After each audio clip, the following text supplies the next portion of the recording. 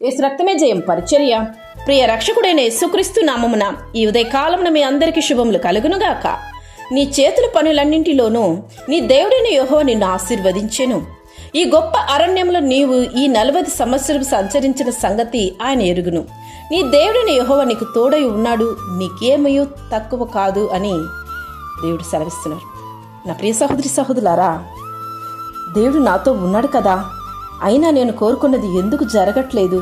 నేను ఎప్పటినుంచో అడుగుతున్న దేవుణ్ణి, అయినా ఇది ఎందుకు దేవుడు ఇవ్వట్లేదు అని మానవుడు కొన్నిసార్లు దేవుణ్ణి ఎన్నో కోరికలు కోరుతూ ఉంటాడు, క్రమం తప్పకుండా కోరుతూ ఉంటాడు.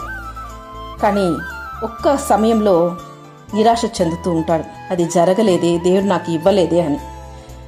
నేడు నీవు కోరిన కోరిక దేవుడు నీకు ఇవ్వకపోవచ్చు, కానీ అది నీ యొక్క మేలు కొరకే అన్నది గ్రహించు.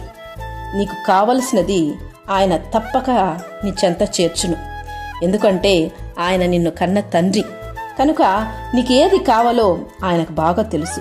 నువ్వు అడిగి వాటికంటేను, ఊహించు వాటికంటేను అత్యధికము చే దేవుడు ఆయన చిత్తమునకు వ్యతిరేకంగా ఉన్న నీ కోరికలు తీర్చకపోవచ్చు, కానీ నీకు అవసరమైన దేనిని తక్కువ చేయుడు ఆయన తోడు నీకు దేనిని లోటు చేయదని గ్రహించు. నీవు చేస్తున్న పనులను, నీ చేతి పనులను దేవుడు ఆశీర్వదించి దీవించును, అభివృద్ధి పరచును. నేడు నీవు చేస్తున్న పనిలో నీ కొద్దిపాటి జీతం ఉన్నది, ఇందులో నేను ఇట్లా సతమతం అవుతున్నాను, ఎలా నేను జీవించగలను?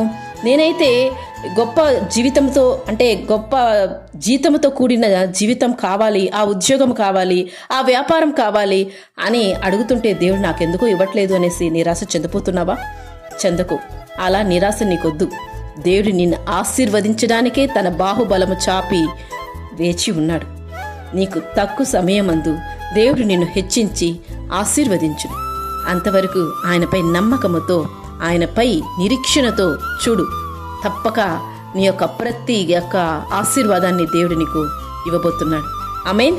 యేసు రక్తమే జయం పరిచర్యలో మీ సహోదరి. God bless you.